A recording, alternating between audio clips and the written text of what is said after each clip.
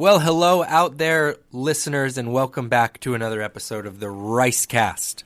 I am here sitting across the table from the one and the only Pastor Dr. Willy Rice. Good to be with you, and good to be back here on the podcast. How you feeling today, Pastor Willy? Feeling great. I've been bouncing around a little bit this week. Had to speak down in Miami yesterday, early in the week, to some Southern Baptist leaders in evangelism. Okay. So that was fun, and so I kind of raced down there, met with a friend of mine, and anyway, it's good to be back in the office today. Back in the frigid area that we live in of the country. The high is in the... Has been cold, It's chilly. Yep. My thing is, when it's cold down here, it's more of a bitter cold. I've had people say that who even lived in Colorado or that there's something about the thickness, maybe it's humidity or whatever it is, but when it's in the 40s here, it really feels cold. Yeah. And I think have been in the 40s a couple nights. We have. So it's good to have a little winter snap, but today I think we'll be back up close to 70. So take that, all you people. It's not long, but I want to shout out all my parents out there that are in the boat I'm in for these last couple of days, and we're just in these knockdown, drag-out fights with our kids to wear pants. Oh, really? Pastor, these Florida kids are spoiled. They wear shorts all day, all year round, and for the 5 days we got to wear pants. Boy, it is a knockdown, drag-out fight we're in the morning.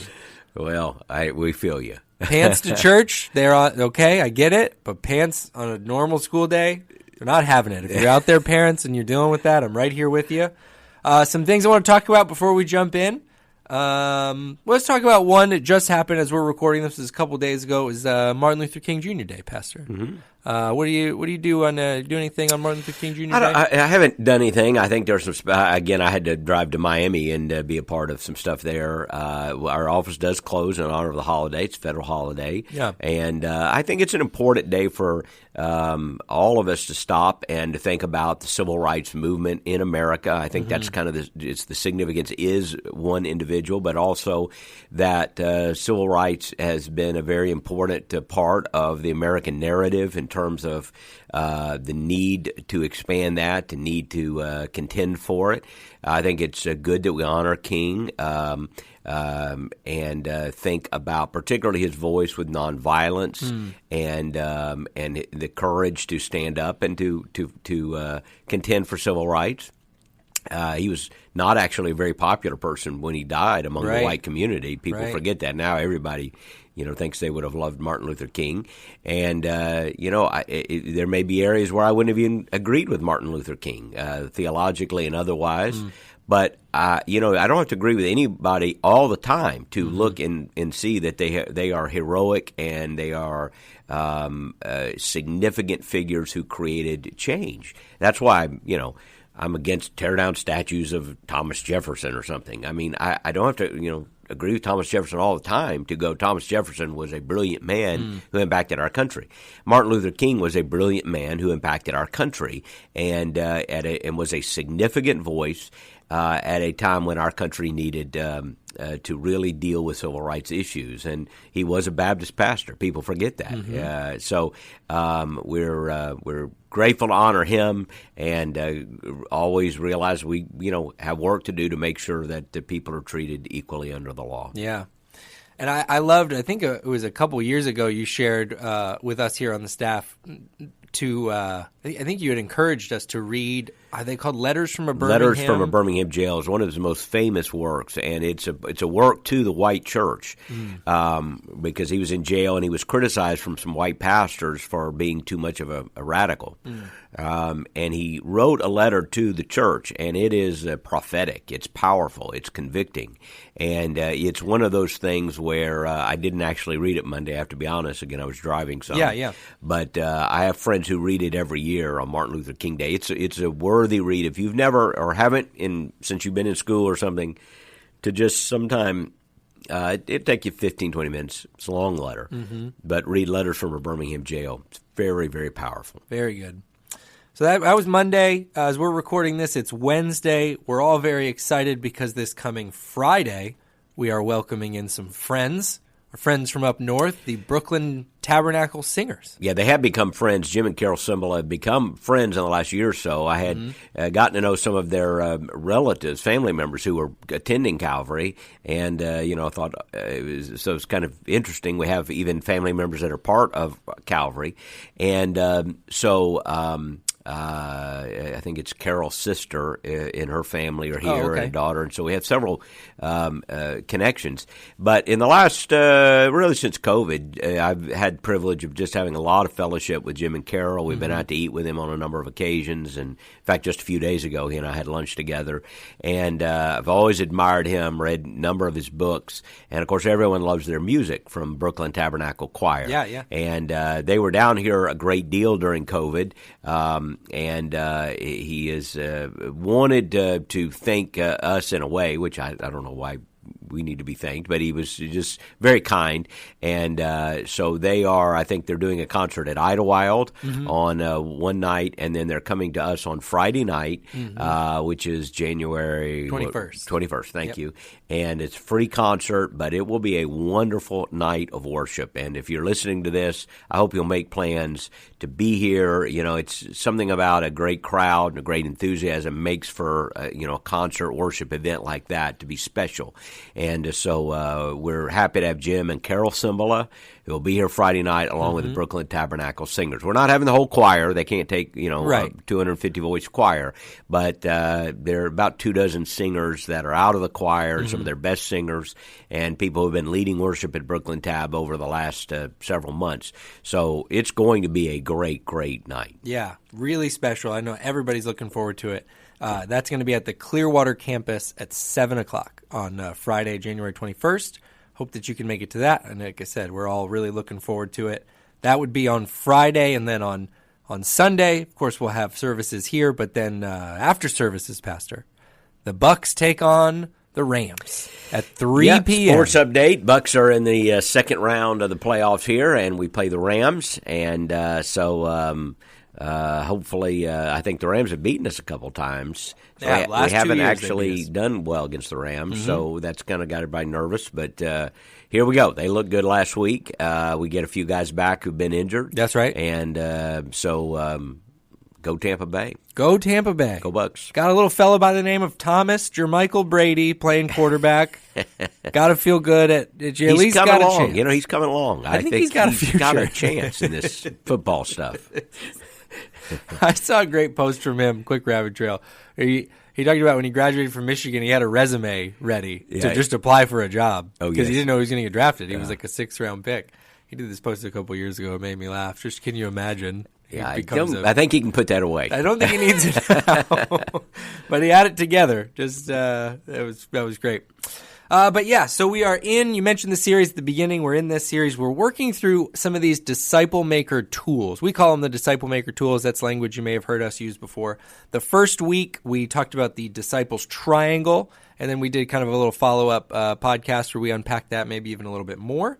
And then this last Sunday, we talked about the sword method, which is really, really great. It's a very simple tool, easy to remember, way to kind of get into the Bible. I think it's especially one of the things I love about it is it's easy to do with someone else, because there's one thing about doing your own. This is a great tool that can help you in your own time, but it's also a way you can walk through it because it can be intimidating. I know for some people, Pastor, the Bible's a book. Well, it is intimidating. It can be an intimidating thing. How do I get in here with someone else when I'm trying to walk through and figure everything out? How do I help someone else? So the sword method. That's I think one of our primary uses of the tool, right? Is that you can take this and walk with all these someone else. Tools are designed to have two effects. One is to help you be a disciple. So they're tools that you can just apply to your life, and they help you, but also to help you disciple others. That's the whole point, that it's reproducible, it's transferable, that you learn this, and now you're sitting down with someone else, and you're teaching them how to do it, and because you're using a reproducible tool, you're also giving them a tool to turn around and teach others also. Right. So it has that, generational impact, like 4 steps. We teach you how to do it. You do it. You can teach someone else how to do it so they can do it, but you're also teaching them how to teach someone else. Now, that's where multiplication begins to take place. And all of these tools are designed to be, that's why we call them tools. There's something you can, actually write down or share and pass along. And once you have it, you can pass it along to someone else. It's not a course. We're going to study this for 16 weeks. It's a tool to help you understand. So the sword method is a great tool to help you study the Bible and help you teach someone else how to study the Bible, and really teach someone else how to teach someone else to study the Bible. It's transferable. And you did such a great job in the message unpacking why that's so critical. And I love how I wanted to come back to this just for a minute from the message when you talk about the firm foundation and then the house that was built on the sand. Yep. And I love that you even brought out in that passage that, because I know in my head when I'd always heard that text or worked through it, I thought, well, one of these houses looks like a little shack, especially we live in Florida. You know what these houses look like. They're right on the beach. You know the ones that's brand new that someone just built. The baseball player goes and buys 3 lots and builds his. And then there's the one that's been there forever, and it looks like with a strong gust of wind, the whole thing's going to just fall like a house of cards.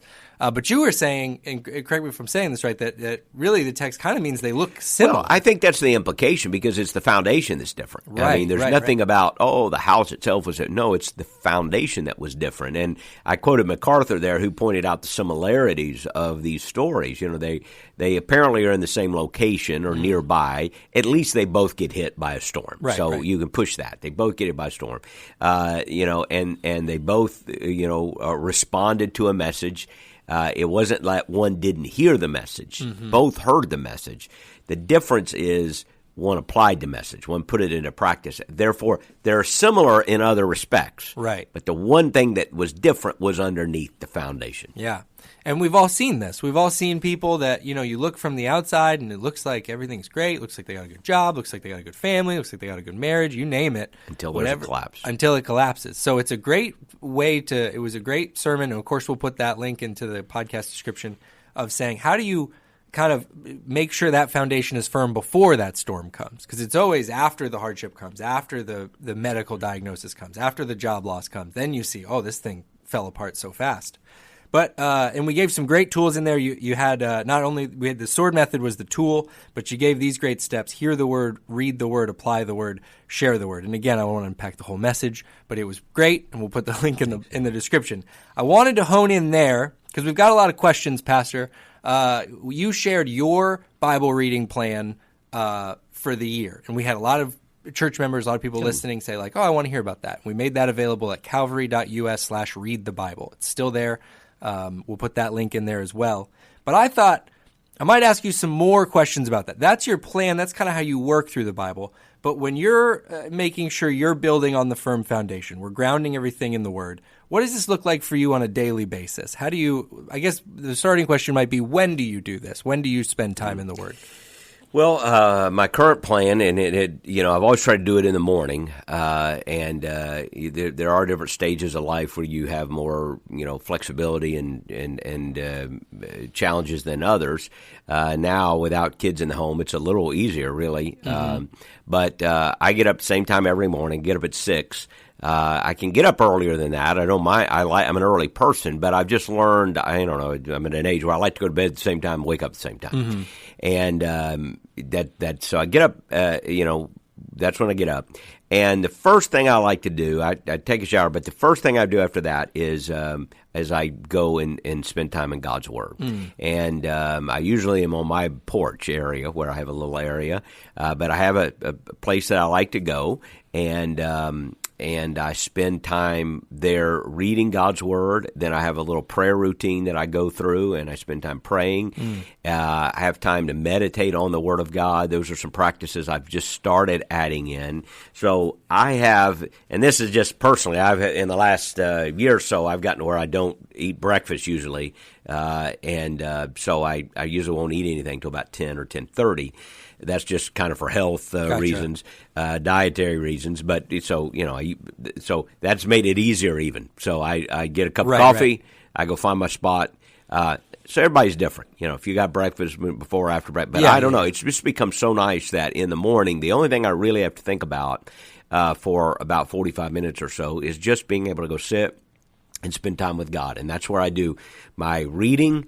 That's where I then do a prayer time, and then I have what I call a meditation time, where I read. This I haven't really talked about publicly, but that's where I will read just smaller sections, and I stay on the same section for an entire week, and then I will stop. And then I actually, in order to be disciplined, have a timer that I set, so that I force myself to sit there quiet. Like, you can't look at the phone, you can't look at anything, you can't do anything. Just sit there and think about what you just read. And I can pray a little bit. My mind can wander. It's okay if it wanders a little bit. Yeah. My rule is you just can't do anything. You got to sit there quiet and think about it. And it's only 10 minutes, so it's not like I'm like some Buddhist monk or something meditating for hours. But I have found that practice to just forced quiet and solitude and silence. No screens, no reading, meditation. That's what I do.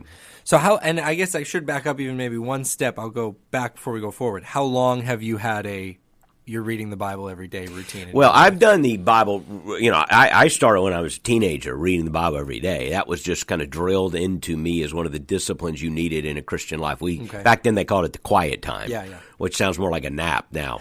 But that's what I was taught early on. Now, I just usually talk about devotional time. So I did start reading the Bible. And I always would wake up early and would read the Bible. And I more or less had that habit as a part of my life all my life. Even in college, I did this in high school. I would wake up early and read. I would do it in college. And so, again, it hasn't been every day. I'm not saying there have been days I missed, but it's been a regular routine of my life to read the Bible every day. About 25 years ago, I had just become the pastor at Hillcrest. So that would be, I've been here 17 years, there 7 years. So it's between 20 and 25 years. I'd only been there maybe a year. And I began to think, I need to read the Bible through, as I had always had this Bible reading process. But I thought, you need to read the Bible through. And so I began a little routine. I just kind of came up with it. I'm sure somebody else has it or better, or maybe I read it somewhere. But I don't remember getting it out of a book. That's what I'm saying. Gotcha. I might have read it somewhere. Yeah. I sat down and thought, well, I need a little system that works for me. And here's the thing about Bible reading. Everyone's a little different. Yeah. So I think you need to get a system that works for you. Yeah. Okay, my system may not work for you. My wife doesn't like my system. I've told her, she's like, nah, it doesn't work for me. That's fine. That's why I say the YouVersion, you can do your reading plan. Some people like the chronological Bible. I don't like that. That's kind of out of order. Oh, right. So that's just, other people love that. Yeah. Or they get a Bible. For years I'd buy me a Bible, a new one, kind of paperback that was just for reading, and a different translation, and I would mark it up where I read it through the year, and I would get a new one every year. It's kind of fun. Now, of course, you don't need to do that. You have it electronically and all that. But my system was simply this, and the reason it worked for me is I broke the Bible down into sections, and I broke the year down into sections. And for me, I guess I'm goal-oriented. Like if I'm driving from here a long way, I kind of break up the journey. Hey, the next 2 hours we're trying to get to blank. Gotcha. And, you kind of feel like, okay, we got to the Georgia state line. Yeah. Okay, the next big thing is we're getting to Atlanta. Right. Then we're going to do it. And then the next big thing is the North Carolina state line. I just break it up that way. I've always been that way. Break things down into sequence. So I broke the Bible down into its sections, and then I take the year in 2-month increments. So in January and February, and we put all this, as you said, on the Calvary.us Read the Bible plan. So in January and February, first 2 months of the year, I always read through the first 5 books, which is the law: Genesis, Exodus, Leviticus, Numbers, Deuteronomy. And you can do that. Most of these you can do reading about 5 chapters a day, about 5 days a week. So if you go 7 days, but what I like about that is if I miss a day, it's okay. If I miss a weekend, it's okay. Right. Honestly, all I got to worry about is crossing the line by the end of February, finishing Deuteronomy. And so I've got a little flexibility. Yeah. So I got a little flexibility. I don't sweat it. If you've got one of the Bibles that's all marked up, you read this day and this day. Yeah. Well, what happens when you miss 3 days? Right. It's already, now you just give up. Yeah. So I like this because as long as you're staying pretty consistent, you're going to get there. Yeah.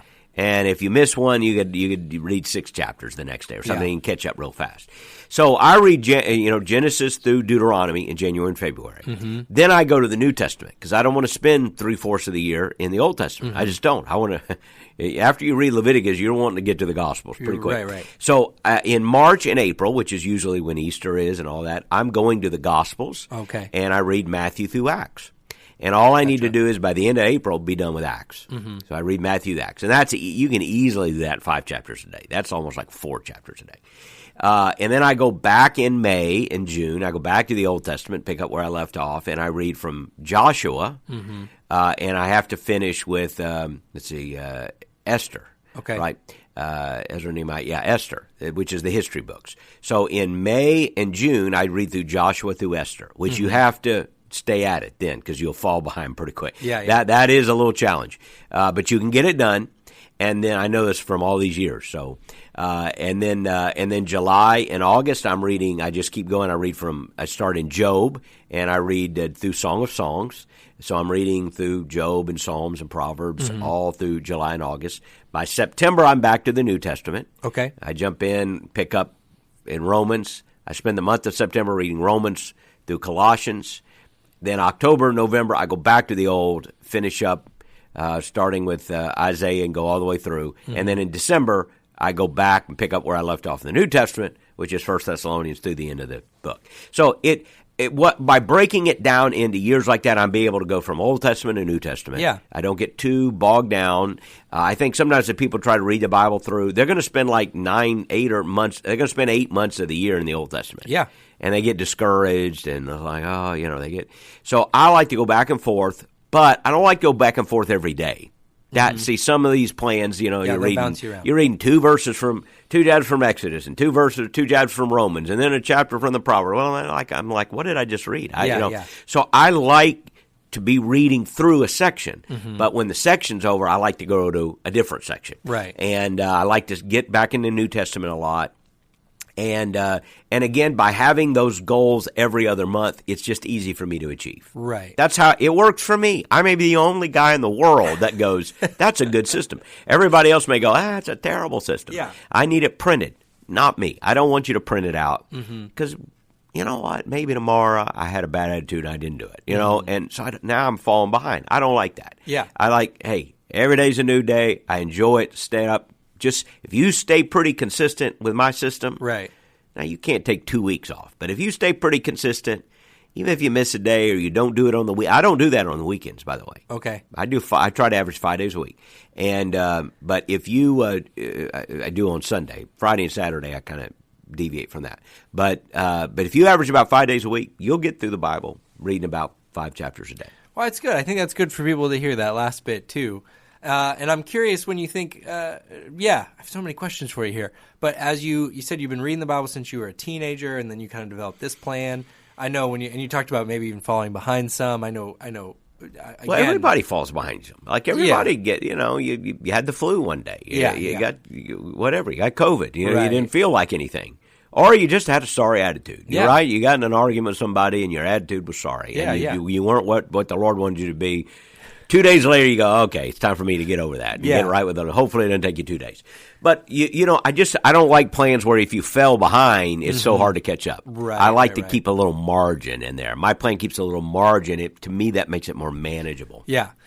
Were you able to, or was it at all any more difficult when you did have more kids in the house when you were running that? It's hard in the morning, and because you kids are up and busy, and of course it falls a lot to the moms. Maybe not in every house, because I'm sure you are doing everything, trying to get pants on your kids and everything. The truth is, I just have to be honest. My wife carried a lot of that load, and I didn't care if they had pants on or not. It's like if it's cold, that's on you, man. Don't call me. So she carried the brunt of that more, and so she probably would have to talk about managing. But it was hard in home when you got breakfast and kids and getting to school and everything. That was harder. You either have to get up earlier, and for many years I would just come to my office, and I had the benefit of having an office and having more of a schedule that I could manage, so I could come to my office and spend the first 30 minutes in my office doing this. Other people don't. I fully realize other people don't have that latitude. Either when they show up, they got to go right to work, or they can't do it. They don't even have a private office. So everyone is different. But here's what I would just say to you. We can all make excuses about, hey, it's easier for this guy, or why it's hard for me. But if it's important to do, you're going to find a way to do it. Maybe for you, it's get the kids dressed up and off to school, and then, you take 30 minutes. But it's just like exercise or just like anything else. You have to plan it and budget it. And if you have to get up a little earlier to do it, then go to bed a little earlier. Go to bed early. And do what you have to do. And I think you have to get time in God's Word, and you have to have time with God. Yeah. I got one question. I got a couple more, and then we'll kind of wrap this up. But I love talking about it. So for you, I think this would be interesting for people. Your personal time in the Word, is that different than the time you would spend like preparing a sermon? Yeah, it is. Now, I still get enriched when I spend time studying. Oh, of course, right. I'm reading a lot in the morning. I'm not doing a lot of study. Some people, maybe if you're going through a Bible study, they're doing more study in the morning. That's fine. I spend a fair amount of time studying the Bible as part of my occupation. And so does it enrich me? Absolutely. I can't say, hey, this is for the people and this is for me. God speaks to me often as I'm studying and preparing His Word. And so, that's just part of my role. So I do get a fair amount of time studying, but I do separate from when I read, I'm just reading. Sometimes you get ideas, obviously, just reading. And you come back to those. But, my study time is in it's part of my work routine, and it's in the office, and it's spending time studying and writing and preparing messages. So that is different. The other thing I want to mention that we didn't put this on the website is I started about, a little while ago. I have the one thing about reading through the Bible in years, you're reading a lot. Yeah. And as we said, that's not even the goal. The goal is to get you reading the Bible. So if you don't finish in a year, it's not like we take you out back and flail you like, oh, what a failure. Yeah. No, you're reading the Bible. That's fine. You don't have to. There's no bonus points in heaven for reading the Bible through in a year. Read the Bible. That's what we want you to do. But I began to read. The weakness of trying to read through every year was you're reading, 5 or 6 chapters. That's a lot to cover, right? And so I wanted to add some meditation to that. So what I started doing a little while ago is I pick a book, and I'm in no hurry. There's no time goal. And I meditate through the book. And what that means is I read just a section, whatever is sectioned off in the Bible, just a paragraph. No more. You really don't want any more than 4 or 5 verses at the most. And I'll read. So right now, this morning, was Colossians 3, 1 through 3. I've been meditating on Colossians 3, 1 through, I think it's 3. Okay. Maybe 4. I don't know. I got to go back and look. But it's that whatever that little section is and I use the YouVersion, so I look at that little section. Okay. So I read these verses, 3 or 4 verses, and I read them every day 3 times. I read them slowly. I read the verses slowly. Sometimes I read them out loud. So Monday I read it through 3 times. Tuesday I read them through 3 times. Same passage, all week long. I stay in the same 3 verses, read it through 3, and I do use the sword method. I started using that when we started teaching it. I'll read it through and just mentally go, what does this teach me about God? What do I see about myself? Is there a sin to confess? Is there a command to obey? And then I will turn the computer off, and that's when I take 10 minutes. Just turn it off and sit there for 10 minutes. So I may think about the verses I just read. I'll be honest with you. Sometimes when my mind wanders. Yeah. I'm sitting on my back burner. I think about the verses. I might pray through the verses. Next thing I know, I'm thinking about, I wonder if the Bucs will win Sunday. I mean, is Brady okay? Does he have COVID? My mind wanders. I'm like that. But that's okay. I've given myself 10 minutes to sit and be quiet. And then, because then I go, hey, who cares? Tom Brady will be fine. What did you or then I might listen. Sometimes I just sit there and I listen to the birds singing, or I think about the weather. I think about what I've got to do today. I'm thinking about some of the things I've already prayed about. I just make myself sit there for 10 minutes. Right. But what happens in that time is it allows me to think about the chapter. I come back to the chapter, and I think about what I just read. So I would just encourage – I like reading through the Bible, but then I also like zeroing in on it. So whether you're doing that, one of the best ways to do that is being in one of our study classes, one of our Bible study connection groups. Yeah, that's right. You might read through what you're studying, or you're in one of our discipleship classes. You can lean in and you're doing a study. That's a good time to do that and just really reflect on the Word. Yeah. So don't just try to read through. Also read in, kind of dig in. I just like to have both. It's kind of like when you have the zoom in, you zoom out with your fingers and you get the big picture, and then you pinch in, you want to zoom in and get a close picture. Yeah. Try to do that with the Bible. Zoom out, read a couple chapters, then zoom in and read just a verse or two. Yeah. And to somebody out there who maybe is new to the faith or doesn't have a lot of experience in this way, the question they might come to is how are you still reading through the same book? Like, how does it stay? How have you not read it and gone, well, no, I pretty much know what this part means, and how does it stay fresh for you? I think first of all, the Bible's a pretty big book, so you're reading through a lot of things, and because you're reading through a lot, I don't know. Yeah, I come to passages, and of course they're familiar. I've read it before. But I just think that's what's neat about the Bible is you're at different life stages when you read the book. Yeah. And there are so many layers to the Bible that even if it's a very familiar story and I read it again, it just seems like I'm asking God to speak to me. So it's not like I'm reading a book just to get content. I'm asking God to speak in these stories, in these narratives. And I just think there is value in repetition. And all I can say is it just doesn't seem old. And honestly, sometimes you will read the same story. It's the fifth time you read it that you see a verse that you never saw before. Pastor Anderson used to joke, he'd read a verse and he'd go, that verse was never in there before this week. That verse, God put it in there this week. And it was his way of saying at his, and of course he was our pastor and a teacher and a great Bible scholar. It was his way of saying, hey, I've read through the Bible. I've preached it. Never saw this verse until this week. Never saw it just this way. Yeah. And I learned that, and I think it's true. There are times I will see a verse or phrase or even a word, and I go, wait a second. I never saw that before. So that's the beauty of the Bible. It just never gets old. Yeah. Never gets old. Oh, it's good. So if you, I know we've been talking about this a lot lately. It was the message on Sunday, which again we'll link here in the podcast info. But we're still here in January. We're getting towards the end of January. Yep. Listen, there's no reason if you haven't gotten to it yet. Maybe you started with ambitions. You got busy the first couple weeks. I just felt like it was really important to keep zeroing in on this year. Spend more time in the Word than you did last year. The habit is what you need to establish. Where you finish in December, it really doesn't matter. It's just if you're a goal-oriented person, it's nice. But it's like if somebody, it's like everybody wants to lose weight. I want to lose 20 pounds. Right. Well, what if you lose 16? Right.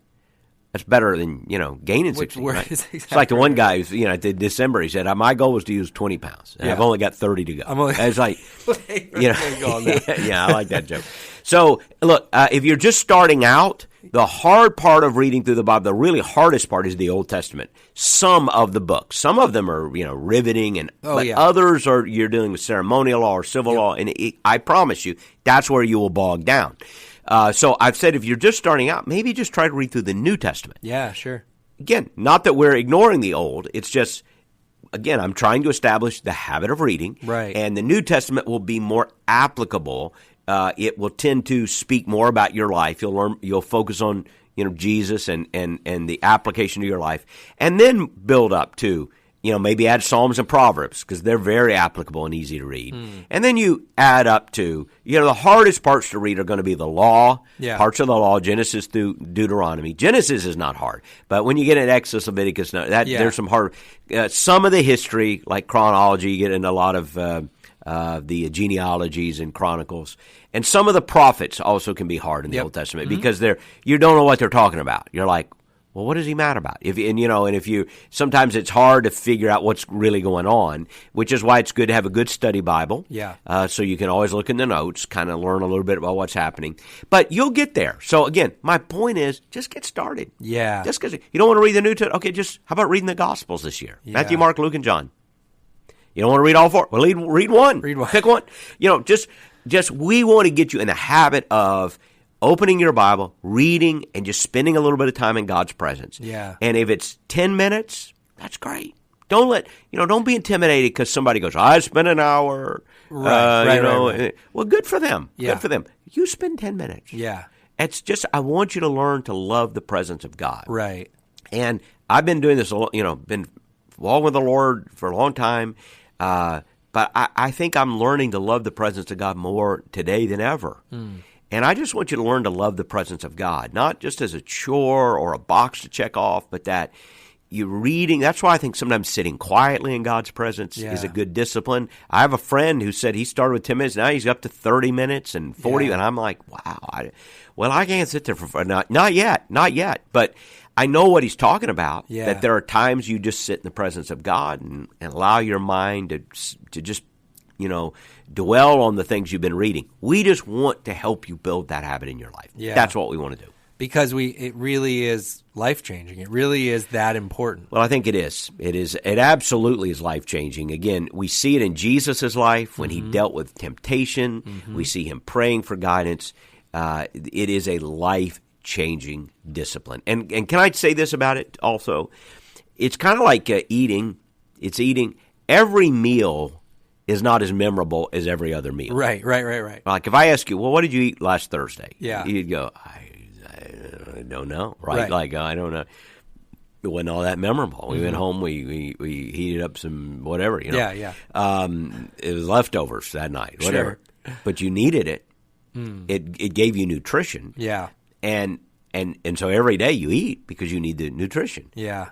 Not every meal is as memorable. Right. Sometimes it's oatmeal. It's only so much you can do with oatmeal. It's like, it's just, there it is. Right. But you needed it, right? It was a ham sandwich. It's like you're not going to write poetry about it. But you needed it. It fed you. And that's the way it is. I'm not trying to be sacrilegious or irreverent. But sometimes you read the Bible and it's like, okay, I just read that. I'm not sure what good it did me. I'm not sure what I saw there. Even if I used the sword method, I didn't see any, bomb. There were no fireworks in the air and bombs bursting and life changing. It just felt like I read something. Yeah. Okay. It's like you're just eating. You're just getting spiritual truth in your life. And then there are going to be meals like when we sit down at Thanksgiving or when we go out for a romantic dinner with our spouse. There are going to be meals that are memorable, that are beautiful, that are so extraordinary and exquisite that you talk about them years later. Right. And that's the way it is with reading the Bible. Sometimes there are those special moments and you go, wow, God spoke to me today. Yeah. I know it. And then there are going to be days you go, okay, I read a chapter. Not even quite sure what I got out of it, but spent some time, opened my heart to the Lord. I believe both will do you good. But you don't get to the special moments. That's it, yeah. If you don't have, it's like going to church. Right. Not every Sunday is as explosive as every other. And if you try to be, I think it almost becomes demented. But if you don't come every Sunday, you may miss those moments where God just spoke in an incredible way, ways that you will talk about years from now. Other Sundays, I came, I prayed, I sang. Yeah. Preacher preached, learned something from the Bible. Right. Yeah, it was oatmeal. It was a ham sandwich. Yeah. It was just it's Sunday, but doesn't mean it didn't feed me. And I'm not I'm not running all over town looking for the best thing. I'm eating. Right. I'm feeding. So lower your expectations, but build the habit of spending time with God, and then you give the space for God to work in your life. And yes, is it life changing? Yes, it is life changing. Yeah. Oh, that's all so good. And it's so good. It's such an important reminder, too, because, again, if you're getting into the Bible, and you might know your John 3:16, Pat, you might know a couple of these verses that you've heard a lot, but there's so much in there. And they even, the other parts you may not be familiar with will give context and will give more beauty to the picture of those passages you are familiar with. So It's a great word. And again, we'll keep pointing you to calvary.us/readthebible. Calvary.us/readthebible. We're talking about it a lot here at the start of the year, but I think it's important we do. It's a value to us here. We value truth. We value teaching God's word. We make a practice of that. We want you to be reading the word in the word. So you can look at that, calvary.us/readthebible. You can, of course, message us. You can message our Facebook page. If you have any questions or you need any help with that, we've got a lot of resources available. So thanks for sharing some of that, Pastor. That was great. We'll continue on with this series the next couple of weeks, and then we got a really fun series coming up after this one. I don't know. Not sure when we're allowed to start talking about it, but we're going to be teaching from Revelation starting in February, and we'll be talking about it soon. It's going to be a lot of fun. Speaking of the Bible. Yes. The last book. The last book of the Bible. Going to be an exciting one. That'll kick off in February, but all kinds of cool stuff happening. Hopefully we'll see you at that Brooklyn Tab concert. And again, thanks for listening. Thanks for coming along the podcast adventure with us. Appreciate everybody who leaves a review or rates the podcast. That's very helpful. If you haven't done that already, we'd appreciate it. And we'll be back here with another episode very soon.